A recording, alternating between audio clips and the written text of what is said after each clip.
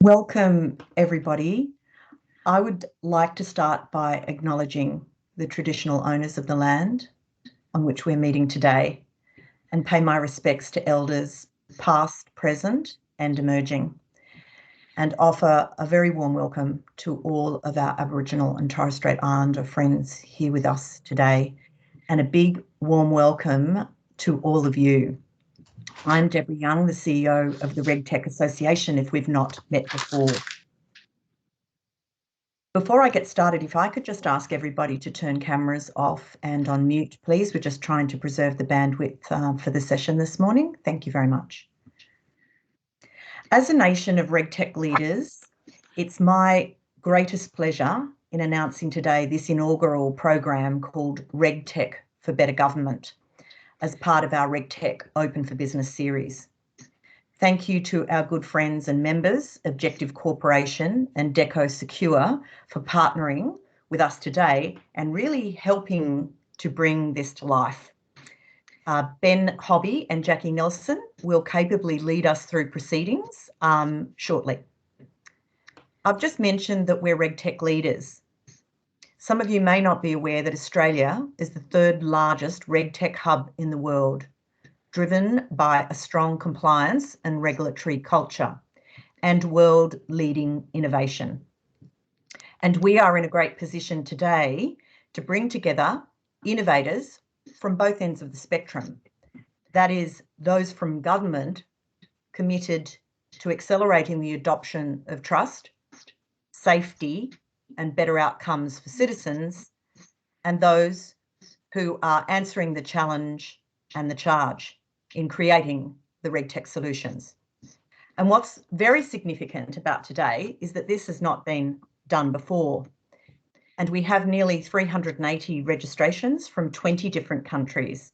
And this shows the appetite and the willingness to collaborate on best practice. What I think is also worth mentioning, if there were any doubts or myths around RegTech, today is a real opportunity for us to humanise the many applications of RegTech across our communities. And the impact of this will unfold shortly through the case studies that will be presented to you. Thanks again for participating. This is the first, but not the last, of such programs, and we welcome your feedback. Now, a couple of things on housekeeping before we get started. You'll be glad to know that this session is being recorded today, so nobody will miss out. If I could ask everybody to remain on mute and cameras off. We will use the chat function for Q&A. We have a large number of people registered today, so we are probably unlikely to get to all of the questions, but what we have asked some of the agencies to do is to go online and answer some of those directly. So you may find that your questions are answered by some people online, and there will be some polls coming up from time to time. If you could answer those, we'd appreciate that. It is now my greatest pleasure to introduce now our keynote speaker today. Many of you will know Minister Victor Dominello already. He is a senior minister for the New South Wales government and has held various portfolios over the last decade, including Aboriginal Affairs, Finance and Innovation. In 2019, he was appointed as the inaugural Minister for Customer Service, and in 2021 was also appointed the state's first Minister for Digital. Victor firmly believes in the power of technology and open data in the delivery of government services. He sees those both as crucial for improving quality of life and reducing suffering. Victor has been a member of the government's COVID-19 and Economic Recovery Committee throughout the pandemic. He has also been the driving force behind digitisation in the New South Wales government, and significantly on the 15th of October, New South Wales became the first state or territory to release an integrated vaccination certificate for statewide use. It is now my great pleasure to ask Minister Victor Dominello to the virtual podium. Welcome to you, Minister.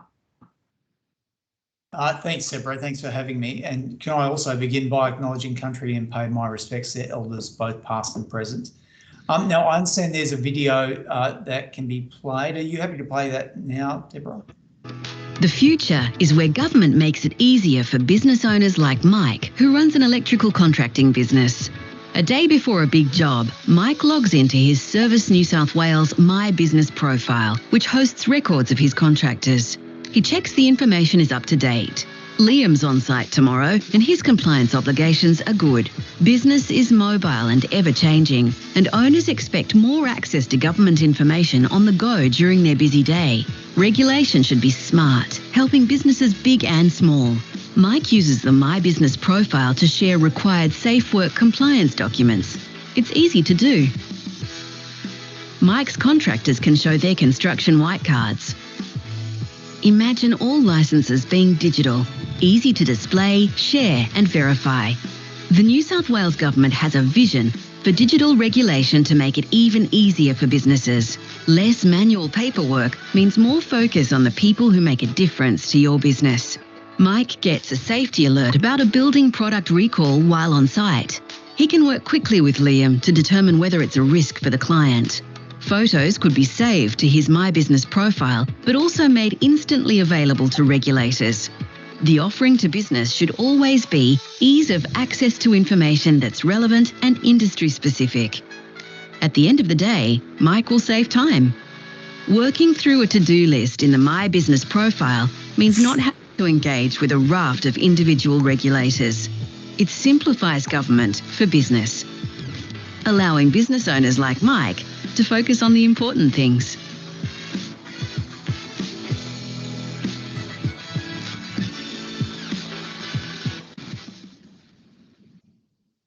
Well, thanks, Deborah, and thanks to everybody who's participating today. That's the vision of e-regulation in New South Wales, and some of the things that Mike is doing in that video can be done right now, but we do want that end-to-end digital experience, and we'll start seeing more of that as we move into next year and then the years ahead. But that is absolutely the vision, to make sure that we put businesses first, because we know that regulation can strangle businesses, and in an increasingly complex world, there's only going to be more, not less regulation. So we need to make sure it's smart regulation to meet the times.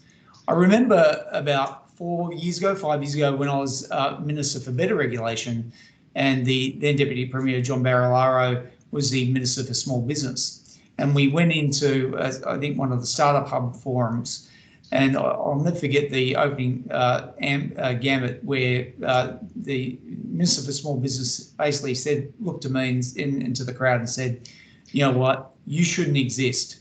I said, what do you mean by that? And he said, there should be no regulation. Regulation just kills businesses.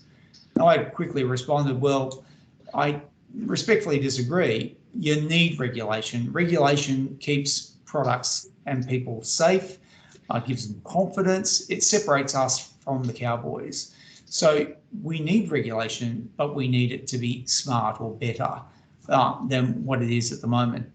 Now, if I just was to unpack the size of the problem for you, in New South Wales alone, we have over 200 licences, just in New South Wales alone.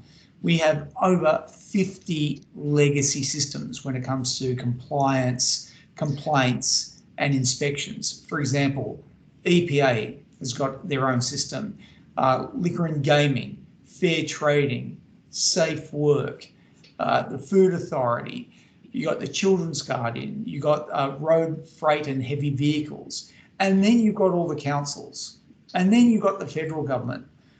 50 separate systems, not talking to one another. I remember we had a vision about 4 years ago where we thought we'd just start with an e-regulator, crunch everything together and create an e-regulator. But we realised that that wasn't the way forward, because with every regulator, you have deep wells of expertise that you want to keep. We need the fair trading inspectors and safe work inspectors who know their work inside out to keep doing their great work. But what we need them to do, though, is to communicate seamlessly to that one customer. You don't want a fair trading inspector on a Monday Safe Work Tuesday, Local Council Wednesday, Food Authority Thursday, and Police or Liquor and Gaming on Friday. That's just crazy. So that's why we're moving everything onto this one platform so that we can communicate with one another, thereby putting businesses first. Now, we've already started that journey. I'll give you an example. In relation to paintball, the application process for paintball used to be 4 months. We brought it across onto the platform. It went from 4 months to 4 weeks. Now you can do it online in 4 minutes. That's efficiency, 4 months to 4 minutes. And we're going to continue working our way through all the other licenses that are currently in a very clunky 20th century form to bring it into 21st century. But it's not just the application for licenses. And again, we're working through that. And next year you'll start seeing electrical licenses, your Sparkies and your Chippies and your forklift drivers, all your building licenses will be digitised, which will again make it much simpler. And when I say make it much simpler, in the past it would take a long time because you have to show the regulator, for example, your certificate, your qualifications from TAFE or whatever place. Now we get a direct feed to TAFE, so we see it in real time. That's why we can start crunching these numbers down from 4 months to 4 minutes. And we're working our way through the building inspections and licenses next year. But in addition to that, we're going to digitise licenses. And again, we're well and truly underway in relation to that. We've got the white card, but again, next year we'll be doing all the other building licenses. There's over 200 licenses. The vision is by 2024, every license in New South Wales will be digitised. So you have the option of putting it onto your service app as part of your service wallet. Once you've got that system in place, and again, this is not 20 years away, we're already on that journey. But once that system's in place, then things such as rules as code become a lot simpler because all you need is a switch up the top rather than going individually to every separate agency saying, please do this rule as code, please do this rule as code. If everybody's on the same platform, we can easily change things and faster right across the entire ecosystem. We can start using AI to get smarter regulation rather than just the dumb regulation that you often see with paper on paper on paper on paper.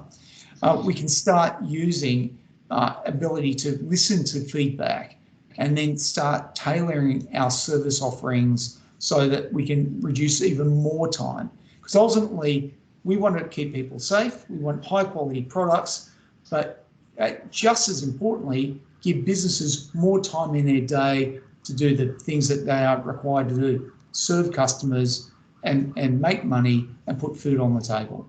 So that's the vision. Thank you for being part of that journey. It's been difficult. This is difficult reform, but if we can land this in the next year or two, we won't just lead the country, we will lead the world. Thank you.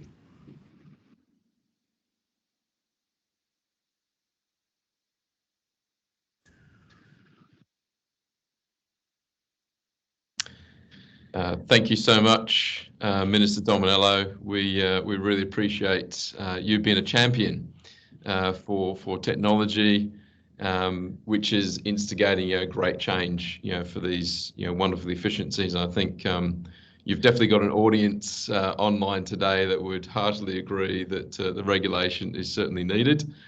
And yeah, thank you so much for being with us this morning and for your enthusiasm, your motivation.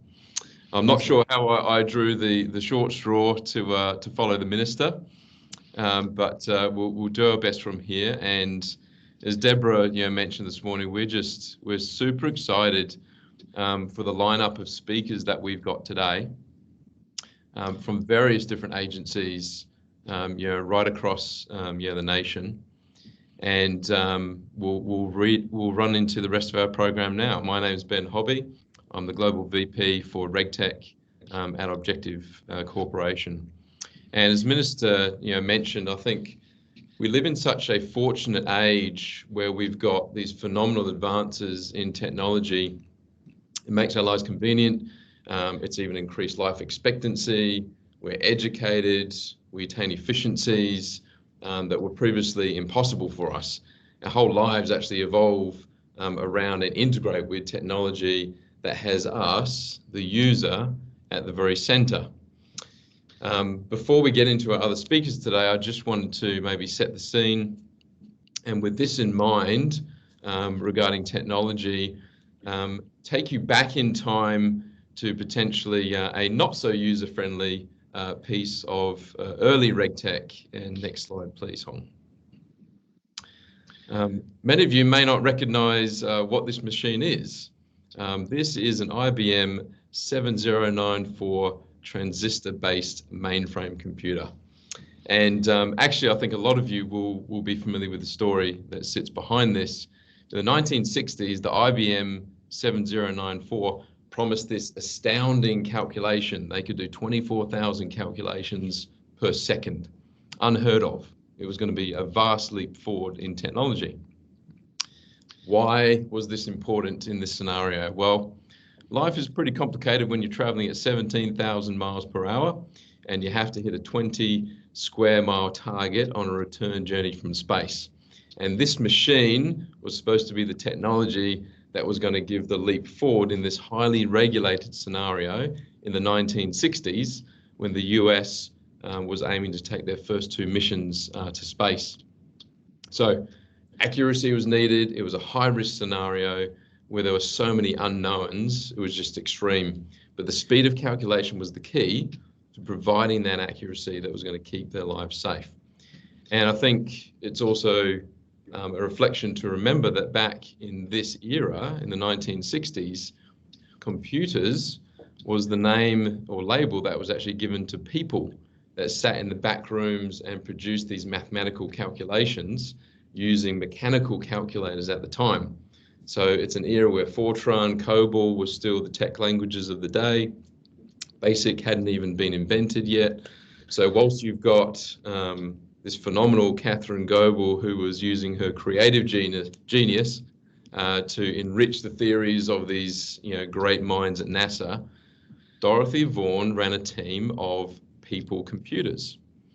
And when, as they called it, the IBM was introduced, the main hurdle was nothing to do with programming, but when they came time to implement the tech, the biggest hurdle and the first major problem that they had was that they couldn't actually fit the machine through the door into the room that it was going to be installed in. And the comment comes back, did anybody think to measure the doorway? All the great minds at IBM and NASA combined had not thought of how the size of this machine was going to fit through the door to implement it to gain the benefit of the technology. So even with this great era that we live in and RegTech at our fingertips, we know that it's got to be fit for purpose.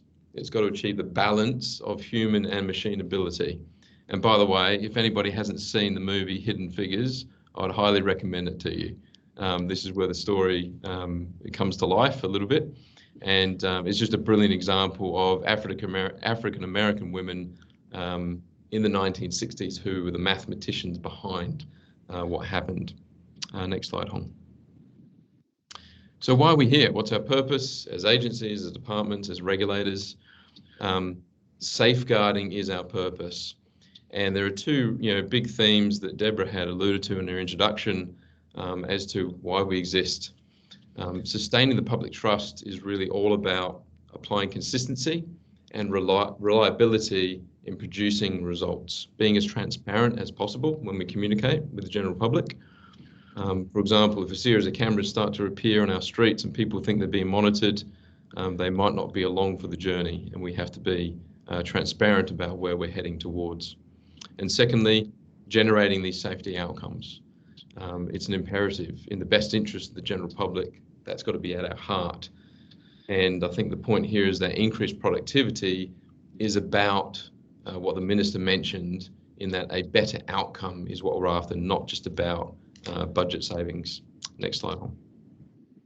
So as we approach these RegTech opportunities, we still see many common challenges for us as regulators and as those who are in regulated entities.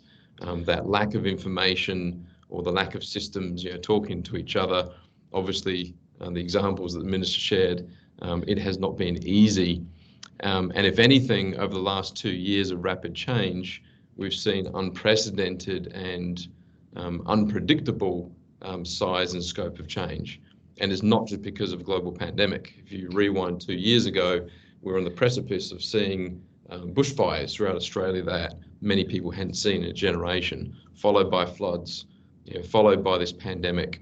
We've had offices closed, shops, restaurants, our social lives have completely been, uprooted, and our working lives. So as businesses and communities struggled to adjust, as government, we had to find ways of delivering smart, simple, and seamless personalized experiences for the public. And it wasn't optional anymore. It became really urgent and actually quite necessary for our survival. Next, please, Hong. So as we rise to this challenge of rapid change, there's these themes in mind which we're going to hear through the examples of our wonderful speakers today. As agile government, I think the pandemic has definitely underscored the need for an accelerated, flexible, and inclusive government. And I think agencies across Australia, New Zealand, and even around the world have shown they're up for the challenge of this. Using agile problem solving to tackle pandemic-related challenges from public health to economic recovery. Being adaptive really is now mandatory. There's no time for this rigid and time-intensive labour approach. And the second theme, being this seamless delivery by making sure that we have the customer at the centre of our focus. So if that means we're transacting online or supplying information once, accessing that information from anywhere at any time, the priority has to be that end customer experience. And I think as a consumer, as a citizen, I've been impressed with what governments and agencies have been able to do. Ultimately, we're going to be judged by those we serve, and sustaining the public trust, we have to do that in a resilient way with that transparency. It doesn't always work exactly as planned, and I think many in the audience today would appreciate that. Final slide, Hong. And it was highlighted by an example recently where we see an infringement penalty for £90 is sent to one Mr. David Knight, also known to his friends as Knighter. And he had a number plate on his van to match, KN19TER. Now, he happened to be in the UK, but definitely nowhere near Bath, where the camera took these images. The camera thought that it was recognising a vehicle, when clearly it was a woman wearing a T-shirt with the text "Knitter" across the front with her bag strap in an appropriate place that confused the technology. Clearly, the adjudication process was not completed here. I guess at least the woman was wearing a mask to keep us all COVID safe. And whilst this is a bit of a light-hearted example of something not going quite right in the RegTech world, I think we all appreciate that mistakes in other regulated domains have much more serious consequences. And, it's important that we bear in mind that the tech in RegTech is a tool to help us better perform and to fulfill our purpose, but it's still really, really critical that people are involved in the decisions, and a human judgment is always required. Now, when it does work as planned, of course, we're saving lives, we're protecting the public from harm, we're supporting this establishment of a quality of life that I think we're so fortunate to enjoy here and around the world. So with that introduction, and we'd like to welcome to the stage our next speakers, who are going to delve into real life examples and share their experiences with us. Just as a reminder, we've got 10 minutes each for the case studies that are going to be shared today and for the speakers. I'll come back on video when you've got 1 minute left to go. And if Deborah appears on video, you know that you've definitely run out of time and you might be in trouble. It gives me great pleasure to announce our first speaker, in the range of case studies today. And Brini Foster from New South Wales Department of Communities and Justice. She is the Executive District Director and Co-Chair of the National Child Protection Information Sharing Interjurisdictional Governance Group. Quite a mouthful. If you ever wonder who the real champions of kids across New South Wales are, Brini is definitely one for that category for sure. And we love the work that she has done. Brini, over to you. Thanks, Ben, and thanks for that lovely introduction. As Ben said, my name is Brini Foster and I'm an Executive Director with New South Wales Department of Communities and Justice, or DCJ as we call it. I am also co-chair of the National Child Protection Information Sharing Interjurisdictional Governance Group, and it definitely is a mouthful, but I'm also the New South Wales lead for the Connect for Safety project. Before I continue though, I would like to acknowledge, as others have done, the traditional owners of the land on which we meet, and pay my respects to elders past, present and emerging, and extend that respect to any First Nations colleagues who join us today. I will certainly I certainly will keep the 10-minute mark. I haven't been known to talk for far too long, but I might just ask if we can switch over to slide 2. Thank you. Sorry, there's a bit of a lag. I can see that that's happened. In today's presentation, I will share with you our journey to procure and roll out Connect for Safety nationally, and then look at some of the benefits of the solution. Before I do so, I want to explain the context, what Connect for Safety is and why it's such an important and significant initiative. Next slide. Connect for Safety is a national child protection information solution based on Objectives Product Reach, and it enables child protection workers to search known biographical information about a child or young person or persons known to them and quickly identify if they are a child that's known or a person known to other child protection authorities in other jurisdictions across Australia. Connect for Safety was designed in response to recommendations of the Royal Commission into Child Sexual Abuse, which challenged jurisdictions to find better ways to share information to protect vulnerable children and work together. And it aligns with the National Framework for Protecting Australia's Children. Next slide. You can see from this slide, oops, I think we might, we're right. You can see from this slide that in developing Connect for Safety, we set out, I think we might have a lag in the slides. I'm sorry, can you go one more? Thanks. You can see from this slide that in developing Connect for Safety, we set out to solve a wicked problem. There are so many barriers and limitations to sharing child protection data nationally.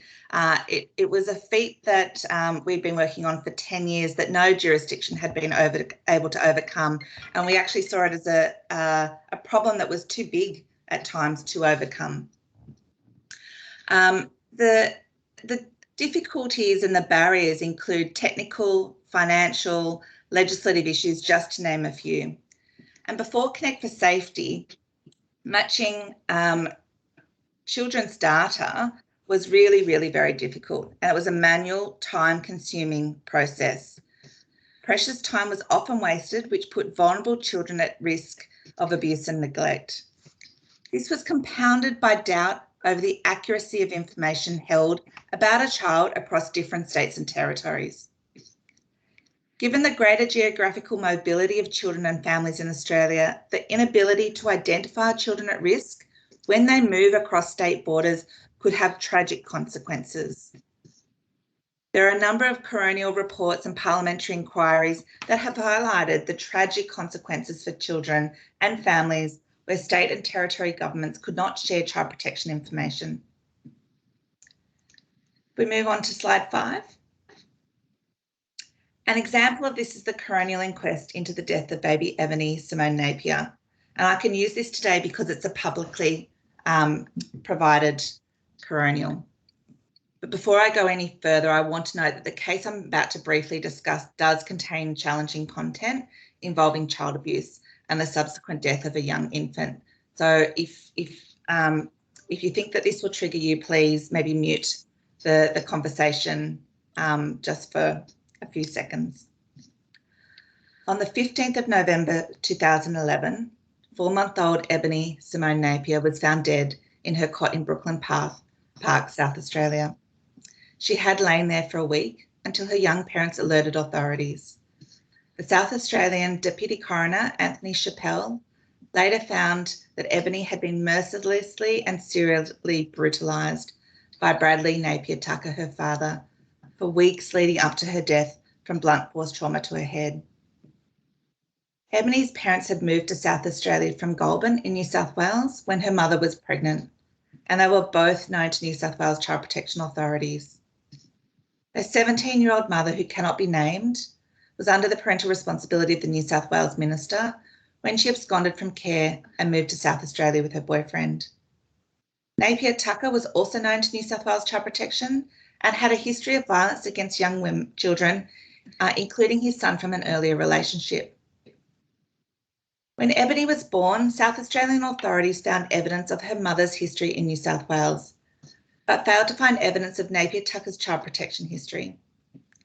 The coroner later found this failure was in part because of the father's hyphenated surname did not match any of New South Wales manual record searches, and sadly this critical information about Napier Tucker's history was missed. If Connect for Safety using REACH had existed in 2011, the outcome for baby Ebony would have been very different. If we move on to the next slide. Child safety and the lack of information sharing has been a concern of Australian governments for some time. As I mentioned in my first slide, we've been talking about this particular challenge and how do we actually meld, multiple states' information for at least 10 years. The 2017 Business Research and Innovation Initiative, or the BRE Challenge that we like to call it, led by the Department of Industry, Innovation and Science, gave us the opportunity to act. This simple timeline shows you that our journey to procure and roll out for Connect for Safety has been long. From the beginning, we knew that a traditional procurement was not going to work, nor a traditional system. We needed a novel way to share information to save children's lives. In 2017, the BRE Challenge connected Commonwealth government, state governments, every state and territory, and small to medium enterprises to investigate novel ways of information sharing. All of these parties came together with the same goal: to participate in a procurement challenge to solve a wicked problem to keep children safe.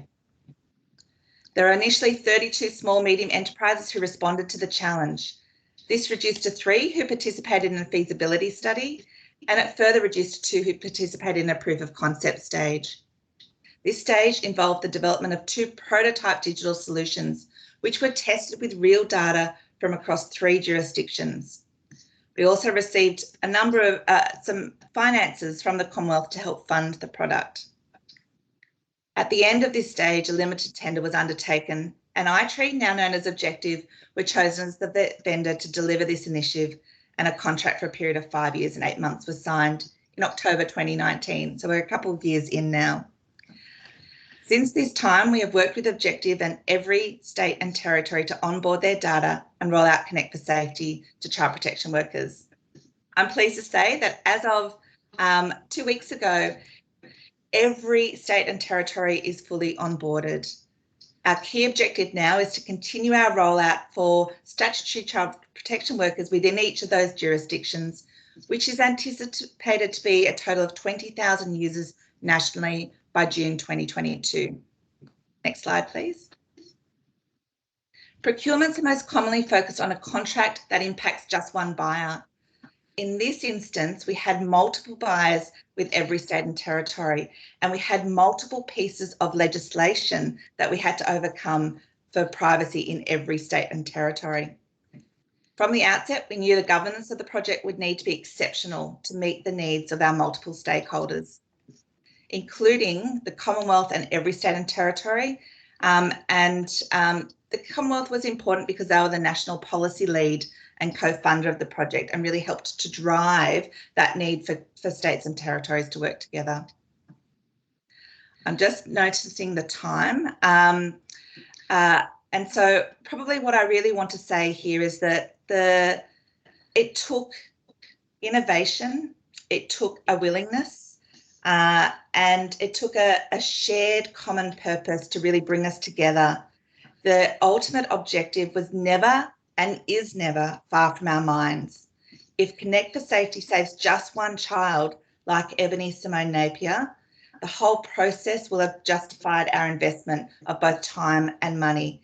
It has certainly simplified the way we do things, and it has certainly meant that information is now shared in a way that we are enabled to share, and it keeps children safe. Thank you. Right on time, I think, Ben.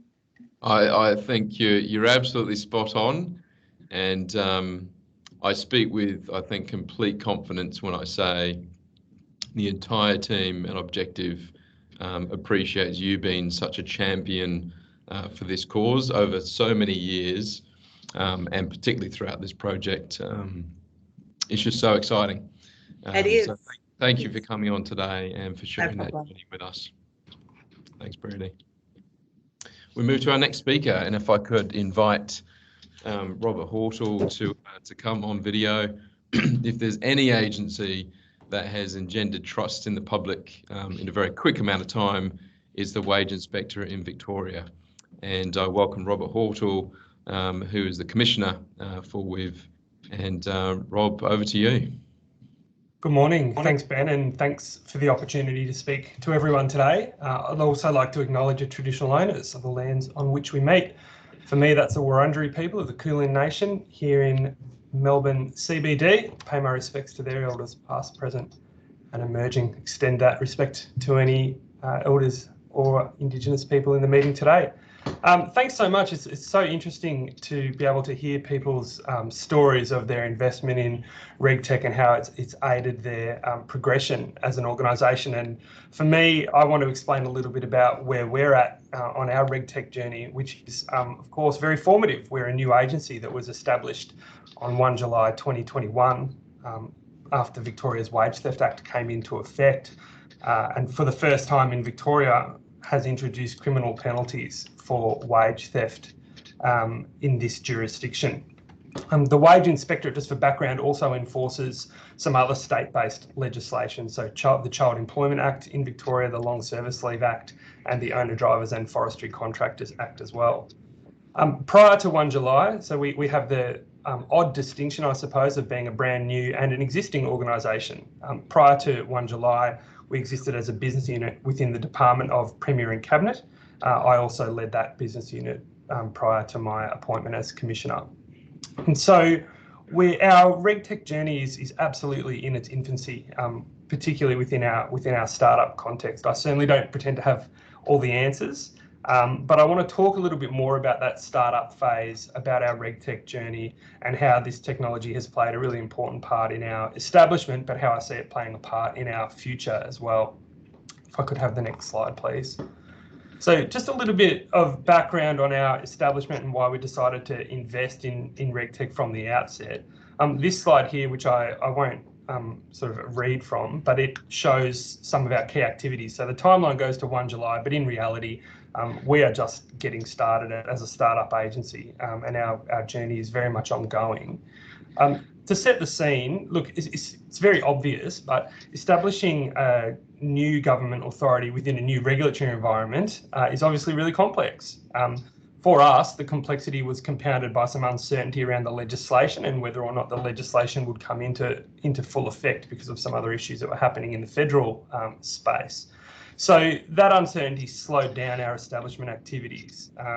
Now, we slowed down some of those activities, including our RegTech build, which I'll talk about in a moment, to reduce some of the risk in the short term, but ultimately that added some pressure to the build and to the development and implementation of our technology.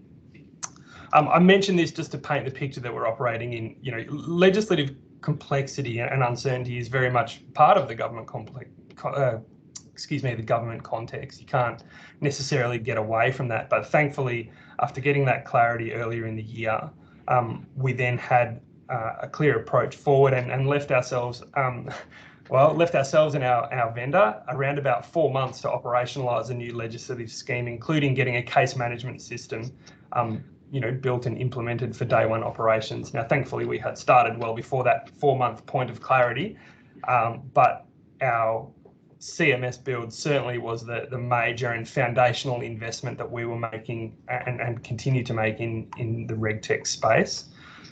Throughout my career, I've been involved in organisations that have been at both ends of the spectrum when it comes to RegTech. I've been personally involved in organisations that have been quite mature in terms of their use of RegTech.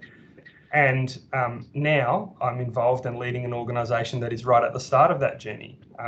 But having seen both ends of the spectrum, I suppose it's given me a good insight into the benefits of investing in this technology. And that's why I wanted my authority to invest from day one. I knew it would help fast track the maturity of our data systems. I knew it would certainly help, consolidate some of the policies and processes and the type and style of regulation that we wanted to implement in the community as well. So regulators need good data, obviously, but more importantly, that data needs to be joined up and systems need to talk to each other to connect those sources of intelligence. So whether, as it is for us, it's tip-offs, it's phone calls, it's stakeholder interactions, it's complaints. They need our critical point is for those points of contact to be able to talk to each other. And our critical deliverable in that regard was our case management system. So we put out a tender, we signed a contract with Objectives for their RegWorks solution. And it was really inspiring actually to speak to a lot of the vendors in the market about their solutions. Certainly a lot of choice out there at the moment. A system that would help us manage our caseload effectively, being a new organisation, but also integrate our website, accept reports, manage and track our public inquiries as well. So we went live with that case management system on 1 July. The deadlines were really tight and we worked really effectively with Objective to deliver that minimum viable product for day one. If I could have the next slide, please. Regarding our CMS, we knew from the outset that our CMS would be complicated because we were integrating 4 different regulatory schemes and doing that as a startup. So that's why we decided to phase our build. We thought that trying to build everything for day one might actually put us at risk of not being day one ready, which obviously would have been catastrophic for us and for the public. So we prioritised testing and configuring the system around the wage theft implementation and our long service leave responsibilities. And then we have phased the implementation of our other schemes as well. There's a few really clear tips that I can, really see in my mind about a piece of work like this. Really important for us to specify a minimum viable product with clear specifications as early as possible and stick to it. Critical to have our operational staff involved, especially at user acceptance testing. So we had we made this a whole of organisation a priority and implemented and I suppose merged this work with our BAU to make sure that our staff understood the importance of doing this work and contributing to the development. We had a dedicated subject matter expert, of course, who knows the business and who knew our supplier really well. It was a senior policy officer, someone who had enough clout to be able to make decisions along the way. And then we made sure that there was really staged and adequate training because, the training that we implemented obviously was about systems use, but it was also about the cultural change that needed to be adopted as part of implementing a brand new case management solution. And certainly for us, might I say, and it's a tip of the cap to Objective, our system that we're implementing was certainly far superior to the one that we had before and far superior to anything that anyone had used. So we were learning it all from the ground up. It was really important through that process to engage really strongly with our departmental IT as well. We can have the next slide, please. Look, I would just say as well, and before I wrap up, it's really great to be involved in the conference and hear from other organisations about how RegTech adds value to their work. As a startup, we've got a heap to learn, and a lot of my colleagues, some of which in this meeting today, have been really generous in their advice and guidance in implementing our RegTech solutions. We're yet to fully reap the benefits of it, of course, but over time, I'm really confident it's going to be a valuable tool as we, consolidate ourselves as a regulator in the Victorian landscape. So what is next for us? Well, we're in the process of adding our 3rd regulatory scheme to our case management system. That is the owner drivers legislation. Next year, we'll add the child employment scheme as well, which, of course, just in time, the government is currently reviewing that legislation, and no doubt it will change. So heads up to Objective. I'm sure we'll have some interesting conversations there. I think there's heaps of benefits to this particular system that we've put in place, and to RegTech in general. I mean, obviously, to better monitor compliance obligations, and I think the Minister said it off the top, this is about protecting people, it's about reducing harm, and of course, to be able to do that, you need good tools at your disposal. It helps us connect our sources of intelligence and information so that we can paint a more complete picture and go to where the problem is the worst, and give the community confidence that we're actually doing that as well.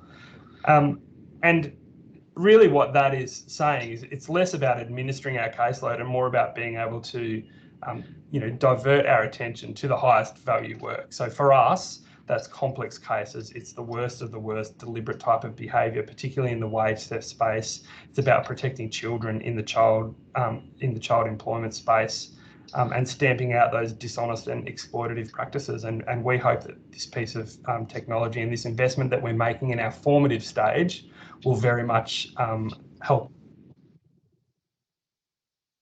I can see that you're back on the screen. I think I can flick to my last slide. I think I'm done. I'm very grateful for the opportunity to speak. I acknowledge we're in the infancy of our process, and I acknowledge that Objective as our partner have been extremely helpful in helping us see the future as well. Thanks, Ben. Thank you so much, Robert. And again, I speak for our team. You're doing so many things right there. With this new environment, new agency, new legislation, and you've already seen results. So thank you for your hard work and your effort, and everybody across your team. And thanks for sharing the example with us today. We appreciate it. Thanks, Ben. Thanks, everyone. Appreciate that. We next move on to a double act, and if I could invite our next two speakers up to the virtual stage. We first have Laura Munsey from the Attorney General's Department, and Laura is the Director in the Usability section of Industrial Relations Strategy Branch, and also Trudy Jones at the Fair Work Commission, and Trudy is the Assistant Director in the Modern Awards Pay and Economic Research space. Thank you both for providing a dynamic duo today. And the time is now yours. Thank you, Ben. Firstly, I'd also like to echo the sentiments of others before me and acknowledge the traditional owners of the land on which we meet. For me, that's the Ngunnawal people, and extend a warm welcome to any Indigenous people with us today. So as Ben mentioned, I head up the usability section in the Commonwealth Attorney General's Department in the Industrial Relations Strategy Branch. And the project I'm working on is called the RegTech Roadmap for Modern Awards. What our focus is on is how we can use technology to help businesses navigate through the regulation of modern awards, to help them comply with their awards and help ultimately staff get paid the right amount. The government's interested in ways that we can help support and enable innovation in this space and support uptake of these technologies, particularly by small business who are set to benefit the most. In the Federal Industrial Relations System, we have 121 modern awards, and that's the simplified version. These cover over 2.2 million employees, and there are many more who would have their paying conditions set by reference to awards and be paid either under individual contracts or through enterprise agreements that look to improve upon the modern awards. Awards are complex. They set the minimum rates and conditions, and we know that for businesses, they are a source of complexity, they are a source of cost. They can be particularly stressful for small businesses. And for small and medium businesses, there's less capacity to absorb those costs. The economies of scale aren't quite the same. They're less likely to have in-house legal or HR specialists. So we're really interested in how can technology help them to cut through some of that regulation cost. So earlier this year, the government announced that our department would run a co-design process that would work with key stakeholders such as small business, the business software industry, unions and employer groups and other government agencies to understand how are businesses engaged with the awards system? Where are the pain points? And importantly, where are the opportunities for technology to offer a solution to help reduce some of that pain? Next slide, please. I might skip on to the next one actually. So the outcome of our co-design process was this RegTech roadmap. And the roadmap sets out a number of options for the government to consider over the short, medium and longer term. The idea being that the government starts to deliver benefits as early as possible with things that are able to be delivered sort of almost now within the first few years, and then over the medium and longer term continue to build on that. As I said, the government's really interested in this role in being a supporter and enabler of innovation. Rather than us looking to develop apps and solutions, it's more about what we can do to support innovation in this space. Next slide, please. So in the budget this year, the government announced funding for those first steps in the roadmap, and that includes to develop a secure digital gateway, application programming interface or API, from the Fair Work Commission's Modern Awards Pay database, which my colleague Trudy will speak on in a little bit more detail in a moment.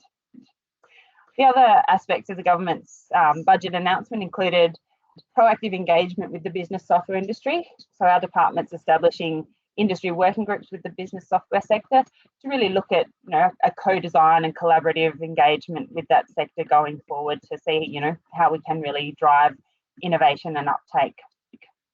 The final plank is a special grants round under the Business Research and Innovation Initiative, which I was really interested to hear Brianne's project and the outcome of that. And we'll be kicking off a special round of that towards the end of 2022 to look at challenging industry to come up with even more innovative solutions in this space. In the medium and long term, some of the things that are on the roadmap for government consideration include potentially leveraging existing tools that are out there. We've got the Fair Work Commission's Pay and Conditions tool, which is an online calculator that people can go on and put in their award and their hours worked and work out their pay and conditions. So we're looking at whether there's an option to leverage that. The long-term goal is also looking at whether awards could ultimately be issued in machine consumable form, and that's something we're very interested in working towards over the next few years. Next slide, please. So that's a really quick overview of the roadmap. I'm very happy to take questions in the chat. My contact details are on the slide. And without more ado, I will hand over to Trudy to give you a bit of a rundown of the Modern Awards Pay database. Thanks, Trudy. Thanks, Laura. Very excited to be here with you all today. So as Laura mentioned, my name's Trudy and I'm from the Fair Work Commission. Now, for those of you that may not be familiar with the Fair Work Commission, the Fair Work Commission is the National Workplace Relations Tribunal, and it sets the national minimum wage as well as minimum wages in modern awards in the annual wage review every year. So this Modern Awards Pay database, I was involved in the development of this database back in 2019. And if you go to the next slide, I'll just explain what that database is. So we really developed it as it was really solving the issue that we had, that we needed an automated and centralised way of updating the minimum wages in modern awards in the annual wage review. So it was really for that purpose. But once we built the database, we recognised that it also had the potential for our external users to want to use this data. So it basically, the database itself stores all the rates and including allowances that are contained in the 121 modern awards. It has all the calculations done, and then that is then populated into the modern awards documents. It's a full data set from 2015, which means that you can also use the data for time series analysis as well. And yes, it's a single reliable, single source of truth for users, including other agencies like the Fair Work Ombudsman. There's up to 70,000 discrete rates in the database itself. So I'll just go to the next slide. So we really identified this RegTech need through showcasing it to our interested stakeholders. So that included employer organisations, employee organisations, as well as the Fair Work Ombudsman. We include the Australian Taxation Office as well in that, and so we shared that with them, and then what came out of those consultations is that this was something that they would like access to. So as Laura mentioned, there are 2.2 million workers that are directly paid under the awards system.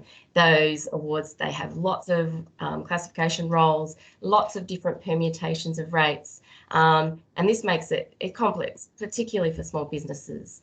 So the Fair Work Commission recognises that and saw this access to the database as a means to try and assist in solving this issue of it being, the consequences of incorrect payments being quite significant. And we've also seen with Robert Hortle's presentation today that there's also some jurisdictions are introducing wage theft legislation. So the consequences are becoming even greater. We'll just go to the next slide. So then how we approached this when we recognised that this was a problem.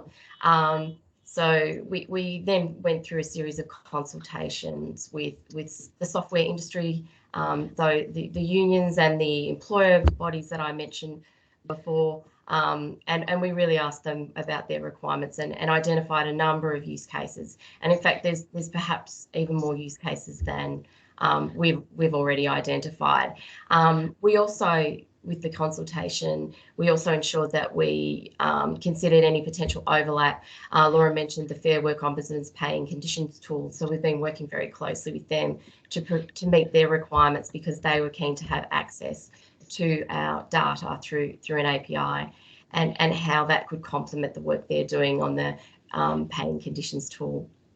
And we also spent some time considering what our capabilities were. We're a Microsoft shop, so perhaps that would assist us in identifying the solution. Just conscious of time, so I'll just move to the last couple of slides. So the way we approached the procurement is we really started with the minimum viable product. We're about to go into development now, so we're very much at the early stages of this RegTech initiative. And the intention is that we're working agile. We develop early, deploy and test early. That's our approach, and we're hoping to release the data through the API by the annual wage review this year in June of next year I should say, in 2022. So we're starting early, and we're going to hopefully build on that as we get more feedback from our stakeholders. I think I better leave it there, just looking at the time. Please, you can contact me if you have any further questions, and I'm happy to take questions today. Thank you so much, both to yourself, Trudy, and for Laura, for sharing your experience today. And thanks for sharing your contact details, for keeping to time, and that others might be in touch with any questions. So thanks again, Trudy and Laura. As we move to our final case study speaker, you might notice there's a poll that has come up on your screen. So feel free to answer the polling question, and the responses will pop up there. So our final case study example for today will be shared by Shane Butler. And Shane is representing the Law Enforcement Conduct Commission. And Shane has been in law enforcement for over 25 years, including 10 years as a senior executive role. He was a federal agent in the AFP, including 4 years as officer in charge of the AFP's Telecoms Intercept Division. Welcome to the virtual stage, Shane, and we look forward to hearing from your experience. Over to you, Shane. Oh, thanks so much, Ben, and thanks very much for having me. Look, I've crammed probably too much into this presentation, so I apologise, but I'll just fly through it. Today I'd like to talk about the very highly technical and the very highly regulated environment of the powers afforded to law enforcement agencies under the Telecommunications Interception and Access Act 1979. The Law Enforcement Conduct Commission, or the LEC, was established in 2017. We oversight the New South Wales Police Force and New South Wales Crime Commission to ensure there's integrity in law enforcement in New South Wales. We have a very strong investigative capability at the LEC, and as part of that, we have an electronic collection unit which deploys very technical evidence gathering capabilities. And I'd like to concentrate today on probably the most important one, which is access to telecommunications data and the deployment of telecommunications interception.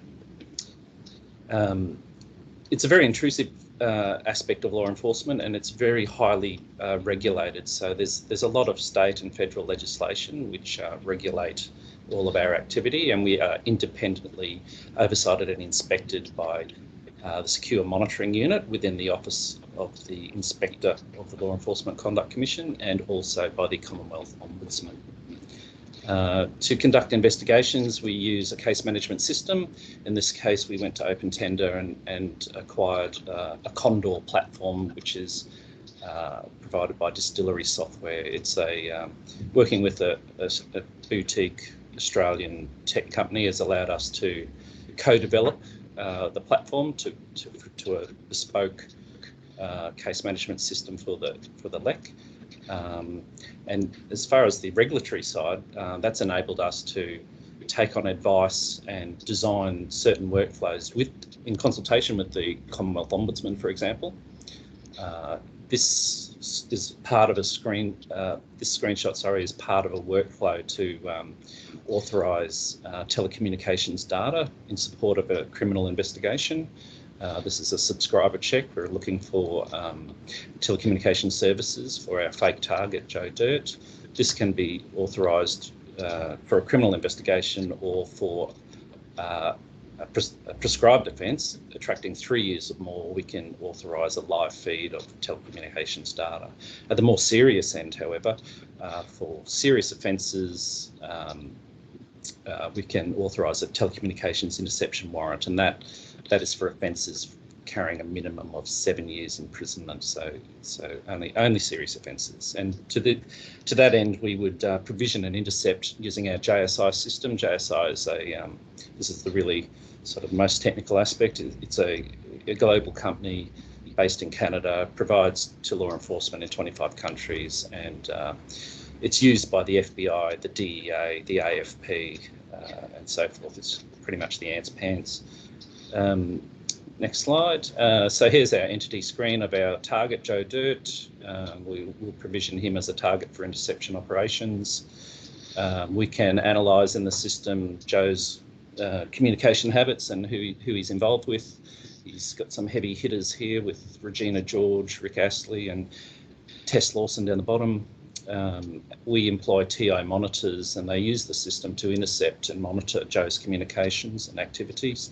Here on this screen is very busy, but basically they're intercepting a telephone call between Joe and Tess Lawson. They play the call, make notes, assess its relevance, and they can track Joe's location and analyse other sorts of metadata. Moving on, we can also analyse aggregated location points. We can have a look at a trip Joe made down to Jarvis Bay here. That's a heat map of multiple location points, and they're not exact points, but they're pretty much bearings of a cell tower, so it gives us an idea what Joe's been up to. The system can ingest all sorts of electronic evidence. In this case, we've deployed the Covert Services Unit from the LEC to cover a meeting between Tess Lawson and an unidentified female. Again, that can be ingested and displayed within the system. Now, it's very intrusive, I guess you can appreciate. I should stress it's very targeted, and it's only generally reserved for serious offences. So to give you an idea, in the last year or so, these are the types of offences that the LEC has investigated using these powers. So access to child abuse material, money laundering, corruption, that sort of thing. I'm unable to share some actual content from those investigations because the Act prohibits it unless it's read onto the public record. So just to give you a bit of an idea, this is probably one of the most intense operations I've been involved with over my career. So this is Operation Neath, going back about 10 years. It was a planned terrorist attack on the Holsworthy Army Barracks in Sydney. In my division, we were monitoring the the movements and the communications of Wissam Fatal on the left there, basically because we believed he was intending to travel overseas to train as a terrorist and fight in the jihad in Somalia. But we were also concerned that he may turn his attention domestically, and in this case he received an SMS one morning directing him to the old Holsworthy Army Barracks. He then followed up with some conversations with an associate, El Said. They talk in codes, as most criminals do, but I guess you can get an idea. He's describing his reconnaissance of the base where he observed the entrance and walked the perimeter. And look, to be honest, it was obvious, given the context that we had, that this was a planned domestic terrorist attack. And once you realise that, it's a strange feeling knowing that someone's planning a mass murder on Australian soil. Look, that operation heated up, and interception was a key aspect of the investigation to collect enough evidence to put these people before the court. There's another associate, Ways, and we've intercepted this communication where he's seeking religious authority to conduct the attack from a sheikh overseas. It's translated, but it basically spells out in very strong evidence that they were going to deploy 6 terrorists among the base, and then at a designated time use assault rifles to murder as many people as they could.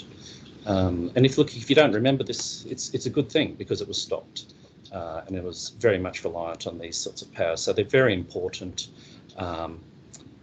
but they are so important that there's zero tolerance for misuse or abuse of these powers. So we require a very, very strong regulatory environment, and the legislation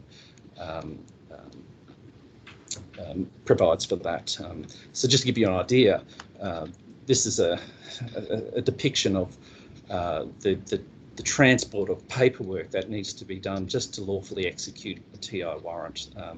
These are very sensitive documents, and they're going all over the country to telecommunications carriers, the federal minister, the state minister, the application to the Administrative Appeals Tribunal. And literally a couple of years ago, most of this was safe hand delivery, person to person. But we procured a system a few years ago, and this is pre-COVID, which basically made this whole process electronic, instant, secure, and I can't tell you how the efficiencies that have been achieved. So moving on, and that system is Deco Secure. There's a lot of applications that we use Deco Secure for. It has end-to-end encryption for video conferencing, emails, messaging. It has a very strong e-signature capability along with the ability for us to share files in a secure manner with military-grade encryption. And the key thing for us was we were able to electronically apply for TI warrants, which was a huge move forward for our industry. We've been talking about it for 20 years, but finally we had a platform that could do it. It was the only product that could make that happen for us. We're nearly finished, Ben. So this mimics an in-person application for a warrant before a judge or an AA team member. We can provide them with the whole application, and they can communicate with our lawyers and investigators through a chat function. And so finally, I'd like to just say that next slide, the regulatory, or maybe the next one. Oh, I think we've missed some slides, but basically this whole industry is so reliant on regulation. We get inspected by the Commonwealth Ombudsman and the LEC Inspector, and literally last few years, we've only really looked at technology in that aspect of our business, and now we're able to provide direct access to our systems for the purpose of inspections, and we use Deco Secure to provide access to all our sensitive information, and now we can be inspected. As per our last inspection, we had inspectors from Melbourne and Brisbane, and it was a real game changer for more effective regulation in our industry. So I think I better leave it there. Thanks so much, Ben. I really appreciate being part of this event. Oh, Shane, we appreciate you sharing your experience, and after what you've shared, I'm happy to say that I do not remember the example, which means great people like you are doing a phenomenal job to protect us in the most harsh of potential circumstances. So thank you for your service just as much for your presentation today. We really appreciate it. Thank you, Ben. For those that have spoken, there are a few questions that are coming up in the chat. If you kind of scroll back to 9:59, I think there was a good question which could apply to all the speakers that have spoken so far, if you'd like to have a look back there. We now move into the final part of the program today, and it gives me great pleasure to pass over to my partner in RegTech, Jackie Nelson, who is the CEO of Deco Secure and the other program sponsor of today's webinar. Jackie is going to lead our esteemed guests of panelists today. So Jackie, over to you. Fantastic. Thanks so much, Ben.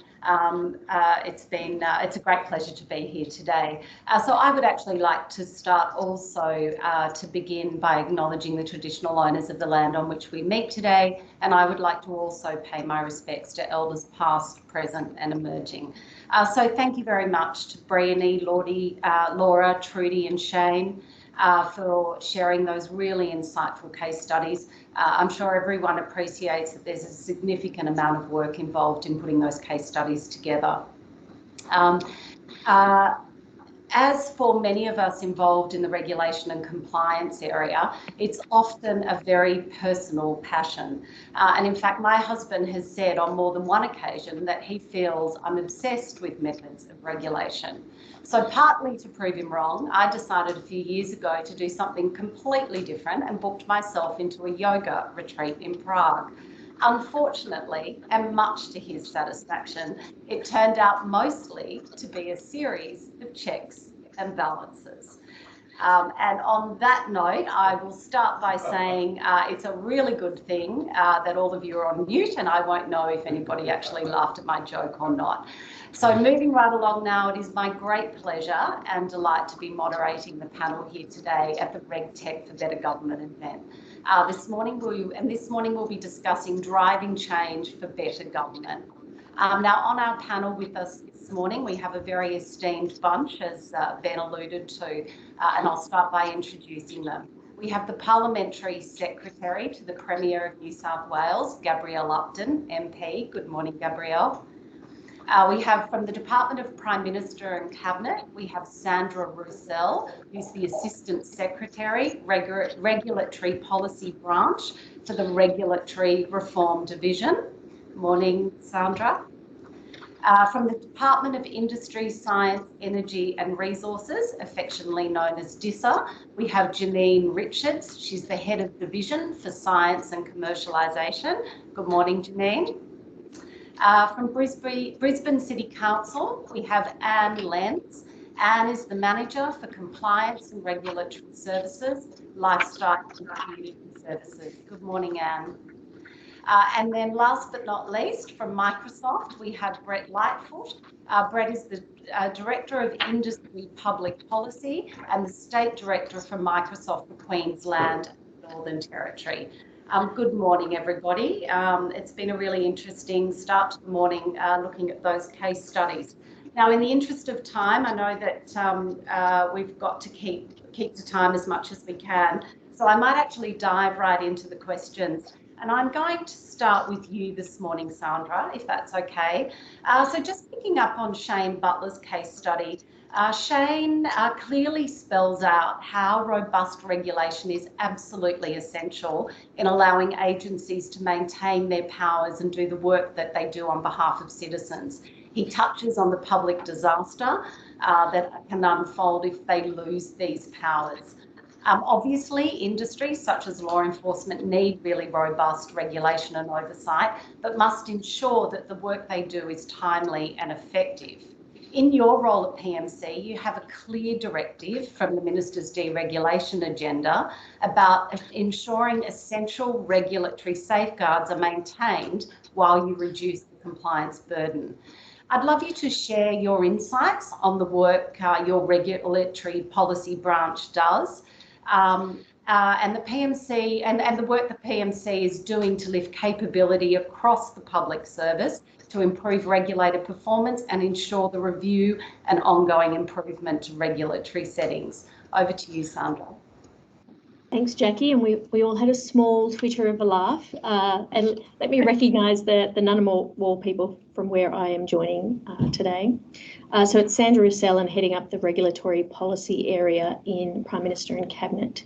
I'm really pleased to be here today because a big focus for us is a common interest in finding out and learning from existing case studies in RegTech, because we see that as a really practical way to support the adoption of RegTech by regulators, and I'll connect that to why I'm interested in that. So I'm in PM&C, and PM&C doesn't actually own all the levers of regulatory reform, so I think it's useful to explain why we're here. Part of my job is, all of my job is driving the government's deregulation agenda, and it really echoes everything that Minister Dominello said earlier today around this one hand of ensuring regulatory safeguards, the don't be regulation cowboys part, making sure they're maintained while reducing that compliance burden, particularly on business, but also individuals.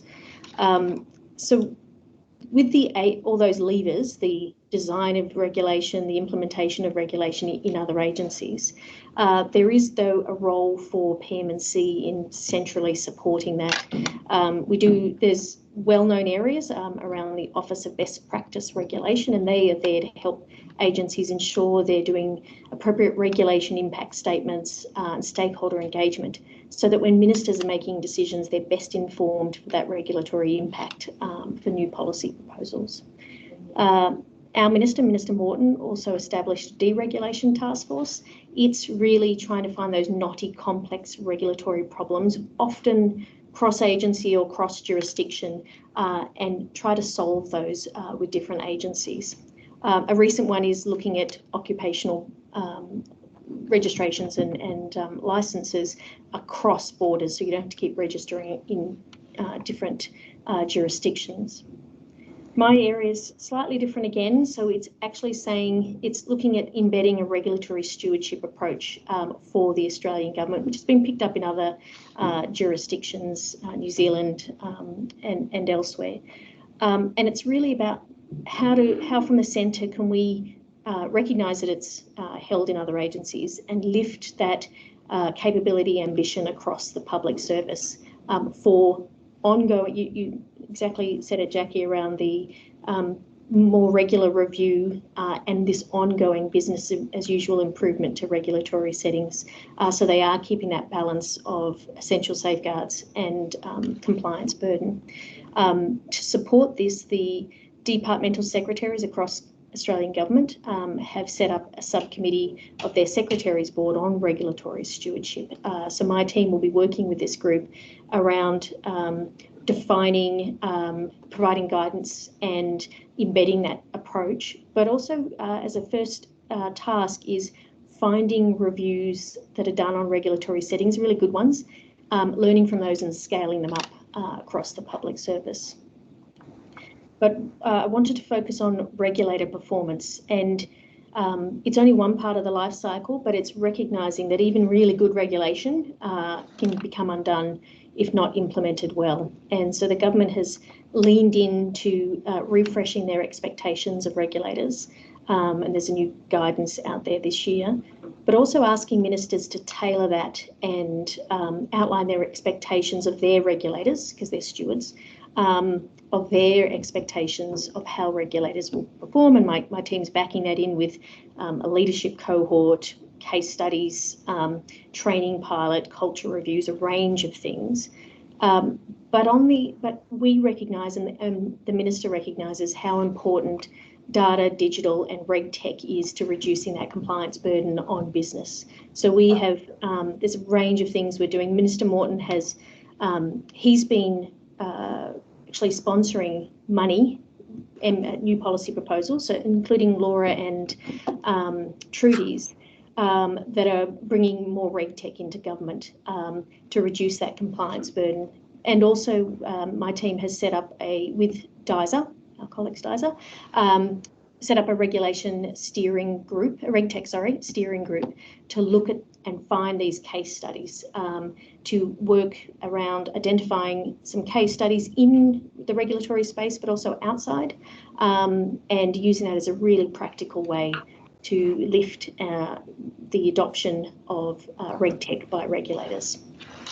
Okay, that's fantastic, Sandra. I think all of you've touched on the smarter and better regulation that the Minister also spoke of earlier. So really important work. I might actually move across to Janine now from DISA.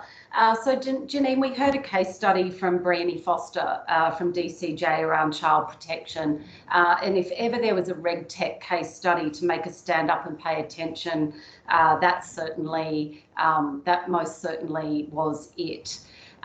The Department of Industry, Science, Energy and Resources runs the BRE program, which is the Business Research and Innovation Initiatives. And it's an award that grants solutions such as the REACH project. The grant was applied as part of the RegTech round in 2020, I believe. And I'd love you to share some thoughts around that. And perhaps use this as a segue to help us understand the role your department plays in significant RegTech adoption for governments. Sure, thanks, Jackie. I'll try not to take too long. I'm conscious that you're running out of time, but yes, our department runs the BRE program, Business Research and Innovation Initiative, that a couple of speakers have commented on today. Thanks very much. What it really does, it's about taking a unique approach to government procurement to foster the development of solutions to wicked problems. And the example that Briony shared with us this morning is a very good one for that. We know that government procurement itself, those processes are highly regulated. And if you're trying to sell services to government, on the one hand, they're probably frustrating, but on the other hand, you appreciate why. They're necessary to level the playing field and ensure that those exercises aren't exposed to fraud or corruption risks and that the government gets best value for money. But we also know that they do raise the barrier to entry to government markets, and they do, mean that public servants, bureaucrats, go to market frequently asking for, prescribing this is the solution that we need to a particular problem. And although we are very good problem solvers, that's kind of what we do for a living for the most part, there's a lot of things that we just don't know that are, options and possibilities that can help solve problems that are really challenging to government and the public. So what this program does is it's really about challenging government officials to think differently so that we can deliver better outcomes for Australians. And my link back to the child safety example personally is that I was actually the innovation champion at the Department of Social Services in 2016-2017 when the BRE program was first launched as part of the National Innovation and Science Initiative. And so I collected, a number of ideas across the department that we could put forward for potential as potential challenges to go into that very first BRE round. And it was hard. I sat around the table with my executive board members and tried to talk them through that process of how do you put the problem first, how do you describe the challenge and be open to the fact that you're going to ask other people to come up with possible ways of solving it, and recognising that is a kind of, there are a lot of barriers to overcome in relation to information sharing processes between different layers of government and even within a single layer of government. And again, we tend sometimes as public sector employees to see the barriers more often than we see the opportunities. So immensely gratifying to see Briony talk about the progress that has been made with that particular solution over that period of time, over that 5 years. And I'll just say we've had a total of 83 grants now that have been awarded under that program since 2017. So we've provided more than $30 million in funding to 55 different innovative businesses to enable them, to work on a total of 23 challenges that have been nominated now across the Australian government, the federal sector, with 16 different agencies involved. So I think over that period of time, we have really seen, a gradual uptake and progression really in our capability in the public service to engage differently with Australian small and medium enterprises to say, here's the challenge, help us find different ways of solving it and come up with many more innovative solutions and options than I think we would have ever been able to do on our own. So, at the moment, we've had 2 rounds in 2021, which is fantastic, sponsored by both the Attorney General's Department and our colleagues at PM&C. Thank you, Sandra. That are looking at how can we help listed companies improve market disclosure outcomes. How might we provide solutions to remote and automate monitoring for export of livestock and for their health and welfare? How can we improve real-time and accurate asbestos identification and testing? Some really great and challenging, wicked problems that we are involving, Australian SMEs, giving them a different opportunity, that's sort of a different approach to the way that we procure solutions generally, to be funded and facilitated to contribute to the solution. So thanks, Jackie. That's great work, Janine, and I think those statistics, everyone will agree, are incredibly impressive to be awarding that many grants and driving $30 million worth of innovation into the economy is fantastic. You touch on a really good point around procurement there, and I think that's the perfect segue to move across to Gabrielle Upton. Gabrielle, I know you have some very particular ideas and thoughts around government procurement. We've heard case studies where regulated entities are obviously innovating and engaging and driving real change in the work they do.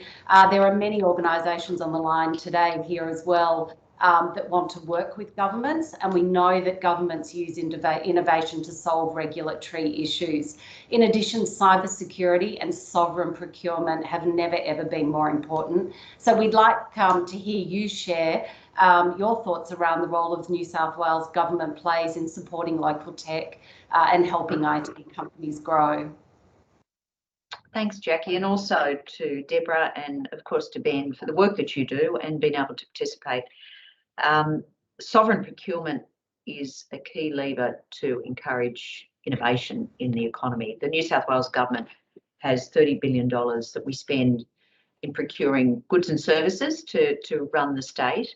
And backing up to 2 years ago, when I, together with the Premier, started work looking at how we could ensure we had, as I call it, more ideas turning into jobs, new businesses and innovation in New South Wales. We had 5 priorities under our plan, which is this document here, which, if we can get into the virtual world, we'll see. So it was called Turning Ideas into Jobs, How to Accelerate Research and Development. One of the 5 priorities was around the power that sovereign procurement is for most governments, particularly state governments. We don't have tools that can create innovation around immigration or tax concessions in the way that the federal government can. So 2 things on that. There's two kind of ways in which we're working this. I wanted to also pick up on Janine's point about innovation programs, driving and growing new businesses through putting out a challenge that government can't solve by itself. And so in June this year, we launched our $24 million program, which is called a Small Business Innovation Research Program. It was based off the US model, which has been very successful. So you put out to market, and I'm sure in the way that Janine has, some problems that agencies are willing to entertain an innovative solution. And so we have those out to market at the moment. We've got lots and lots of applications that are being judged. We'll be this month actually announcing in this program the first group that will come through the first hurdle, which is to give them $100,000 to work that up. And then if they go the next stage, they get $1 million to prototype. But it's also complemented by mentoring, training, all the skills that entrepreneurs and small businesses might want, including in the RegTech space. So that's our SBIR program. The other mechanism which we've adopted through our action plan in a key priority was to send out a mission. So we'll shortly launch a mission around bushfire responsiveness with a digital data focus. We know, and the Premier and I agree, that both, bushfires, floods, all the natural occurring catastrophes and disasters we have profound both community and economic consequence for the state. So we will have $28 million to go to market in a thematic way around solutions, innovative solutions, that is not off-the-shelf solutions that are going to help us solve the problem of how New South Wales can lead the world really in bushfire responsiveness. We should be able to do that because we are one of the countries in the states that are most profoundly affected on a regular basis. So that's kind of the procurement dollar driving innovation also in the regulatory space, because the problems that we next put out in our SBIR program may well be regulation-based problems that our agencies have that are willing to entertain a solution. And the last comment I wanted to make is around the work of innovation that can be encouraged by the procurement dollar directly through our programs. And so there has been a review, which I've been involved with Minister Dominello, that's looked at our sovereign procurement, and a task force really that has been existing for probably about 1.5 years now. So there are two things out of that. We have revamped our policies around procurement from small businesses, made it easier for them. And then the other thing that we've done is reviewed our innovation procurement stream, which we found wasn't procuring innovative solutions to government problems and tenders. So look, it's not only about having a great policy. The last thing I'd say, it's about a cultural change within our government to make sure we empower people who are in the positions who are making procurement decisions. And bear in mind, you know, I'm elected to political office and I sit on the political side of government. We do not make decisions about who gets tenders. It is the important people are on the call here with me, subject to parameters we set up. And so for them to feel that this is a policy setting and encouragement to them to really make innovation a focus of what they procure for that $30 billion we put to market is really important. So that's kind of a compliment. You've got to have not only the policy, but you've got to sweat the policy to get the outcomes. I'll conclude my comments there. Thank you, Jackie. Great, thanks, Gabrielle. I think you touched on some really, really important points there. And actually, I might move across to you, Anne, to pick up on the work that you do at Brisbane City Council. I know that you have a very strong procurement policy in place there at the council level. Might be a great opportunity for you to pick up and talk on that, if you don't mind. And then I actually wouldn't mind sort of two parts to your question, if I may. I think we hold Brisbane City Council up as one of the largest councils in Australia as being actually RegTech in motion. I've seen you speak recently about AI and the way you use predictive analytics and various sensing technologies to deliver better outcomes for your community. I'd love you to share one of the ways, or maybe a couple of the ways that you actually do that. And of course, if you could just touch on that procurement piece as well, that'd be great. Over to you, Anne. No worries at all, Jackie. Thank you. I think if I start with the procurement piece, because that's a nice segue, there's a couple of ways that Brisbane is looking at ensuring that from an innovation or a response to problem perspective that our procurement is fit for purpose. The first one is we have something called Better Brisbane proposals, which actually allows the market to come to us in relation to things that they think could actually assist Brisbane in delivering its services.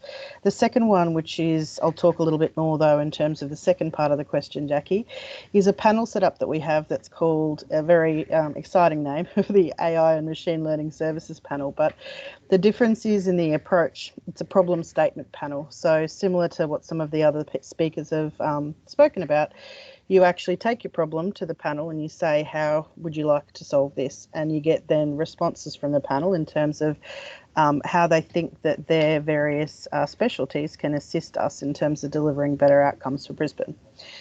So the example I'll give, which is a very small one, but is maybe slightly different to some of what we've seen already in terms of some of the case studies earlier today, is more about looking at a part of a process rather than necessarily a whole system or a whole kind of revolutionise all of your services all at once. We actually went to our panel in relation to barking dog noise, which is a common problem in the community.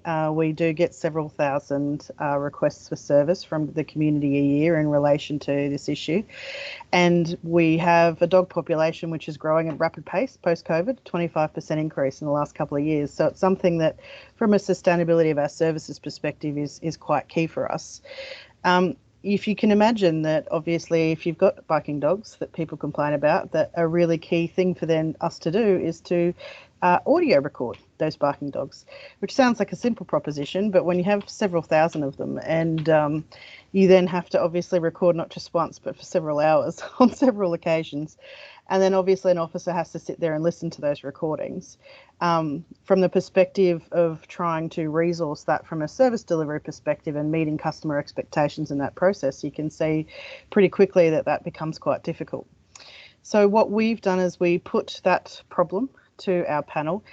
We've come back with the concept of an AI noise analysis solution, and I'm going to read some terms here to make sure I get them right. It has a barking dog identification algorithm, which sounds exciting, but what it basically does for our officers is instead of having to sit there and listen to those recordings from beginning to end, what it does instead, it says, officer, please go and check out minute 6 to minute 6:56, because if you have a listen there, there's some barking dogs that will assist you in relation to making your decision, which is the important part of what I know Ben mentioned earlier, is that this isn't something that automates a whole process. Instead, what it does is it's a decision-making tool for our officers in a scenario where we would spend otherwise a lot of time in reviewing that evidence. It's a very simple concept in terms of being able to then reallocate officers onto higher value tasks, results in swifter resolution of issues for the community, which is really, really important. Year to date, we've had a 42% increase on our customer exit surveys in terms of whether or not we're meeting those expectations and their levels of satisfaction, which is really important to us. And it's also something that, from a very basic perspective, is a very simple, neat idea that can then obviously be translated to a whole lot of other of our service lines across the business.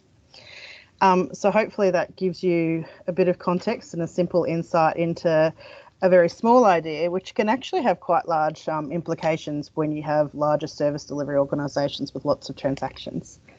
I think Thanks, Jackie. A pleasure. Thanks, Anne. And I think it just highlights the fact that we've got to use technology can drive so many efficiencies in so many different ways, we've seen from law enforcement to child protection through to barking dogs, and, the secret is being able to, procure and implement those things efficiently. I think we've seen great examples of that. Now we're getting close to wrapping on the end of the panel. We might say we've saved the best to last. Brett, over to you now. You are the Director of Public Policy, Public Industry Sector at Microsoft. I think one of the things I wanted to touch on you with was this idea that as we're driving innovation and we're talking about governments adopting, new innovative technologies, one of the issues that constantly comes up, I know I have this conversation quite often when moving around governments, is the challenge of cloud adoption. Legacy systems often mean that cloud adoption can be slow for some agencies. We know that moving to the cloud allows organisations to achieve things they often can't achieve on-prem. So could I just hand over to you to chat a little bit about the benefits and the pitfalls you see from your post at Microsoft around cloud adoption? Over to you. Thank you, Jackie. I hear a lot of great stories of how artificial intelligence is used, and dog barking is one of the most innovative I've heard. That's fantastic.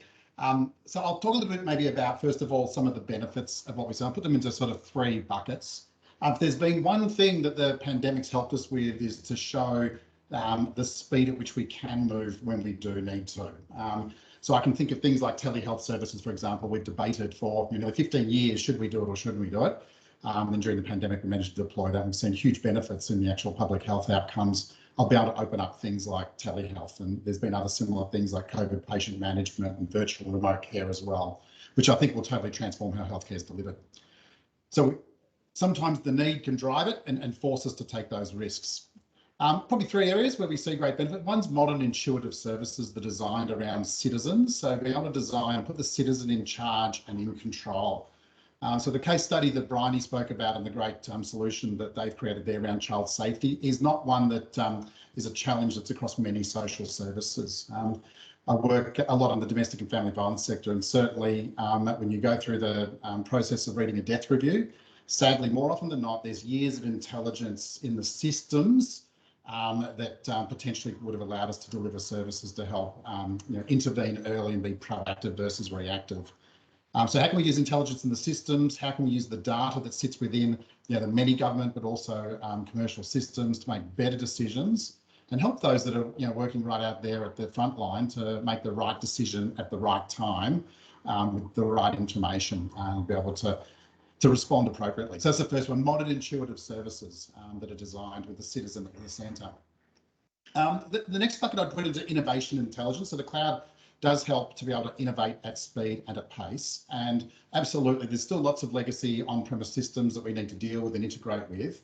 But by able to move to the cloud, we can use that hyperscale and do things that we just can't do on-premise. You can't detect a dog barking with on-premise systems. It's a cloud-based type of service that needs that speed and compute. And the data sets are huge too, so that's where the cloud also comes in. So I'll share another one actually that's probably aligned a little bit to the dog barking one. We were really fortunate to work with Indigenous owners up in far northern Queensland, where turtle nests were being attacked, and 90% of eggs were being attacked and eaten by introduced species, so largely pigs and other introduced species. Worked with local Indigenous owners using low orbit aircraft, so drones and the helicopters and so forth, and then used artificial intelligence to actually pick up on the tracks in the sand. Then worked with the local Indigenous owners to actually be able to search up and down that 1,000 kilometres of sand to actually go and protect those nests. And that's turned it around now and reversed it completely, where only 10% of those nests are now attacked, of which are mostly Indigenous animals attacking it, which is quite okay. So good example where cloud can really change and make a big impact for the world we live in. And I think the third bucket I'd like to sort of anchor to is an opportunity for trust and transparency. The cloud has moved significantly in what we're able to do now around data protection, privacy, audit and compliance as well, to be able to track what information was shared where did the information go, who owns that information, and how can that information be extracted where needed, or actually using confidential compute type of technology to be able to draw analysis on different connected data sets. So we're doing a bit of this on things like sadly, sex slavery and pedophilia and so forth. We're looking at financial transaction data along with law enforcement data, protecting the integrity of those data sets, and then be able to detect where maybe some of those unscrupulous activities are going on. So lots to be done in the cloud and lots of reasons to adopt modern intuitive services, innovation, intelligence, and trust and transparency. I think would be the three key ones I'd refer to. Yeah, absolutely, Brett. And, having said that, we do know government are very proactively moving to the cloud. It just does sometimes take time for this to happen. But I think really good points around trust and transparency and that large compute capability in the cloud is obviously key. Now, I think we're probably about to see Ben's face pop up any moment now. Just like that, right on time. I would like to, on behalf of the RegTech Association, thank all the panellists for coming on today. Really enjoyed the conversation. I'm sure on the chat, I can see there's been plenty going on the chat. Ben, did we have time for questions or was it time to wrap now? I think at 10:42 with a 10:45 finish, we might need to wrap. Yeah, no problem. But there are some questions there that might be directed to you individually on the chat. So once again, thank you very much for joining me on the panel this morning. I hope it was an insightful time. And back over to you, Ben. Thanks so much, Jackie. And we truly have been well educated today, from all of our case study speakers through to all the panelists. It's just been a phenomenal program. So thank you all for preparing and for participating. I think there'll be a number of follow-ups. I see some connections being made through the chat, a few questions. What we're going to do as a follow-up to this is send a link of the recording, so you'll have access to see people's contact details, the content, etc. There's also an industry paper that's going to be sent along with the follow-up. So hopefully this has been valuable time well spent for everybody that's participated today. And we've had quite a number on. And the final comment, I guess, for today would be we have a little taster. So as we wrap up today's program. If you want to stay on for just another 30 to 60 seconds, we're going to play a video, which is a little teaser for an event that's coming early next year from the RegTech Association. Thanks again for everyone that's participated, and we look forward to seeing you all soon.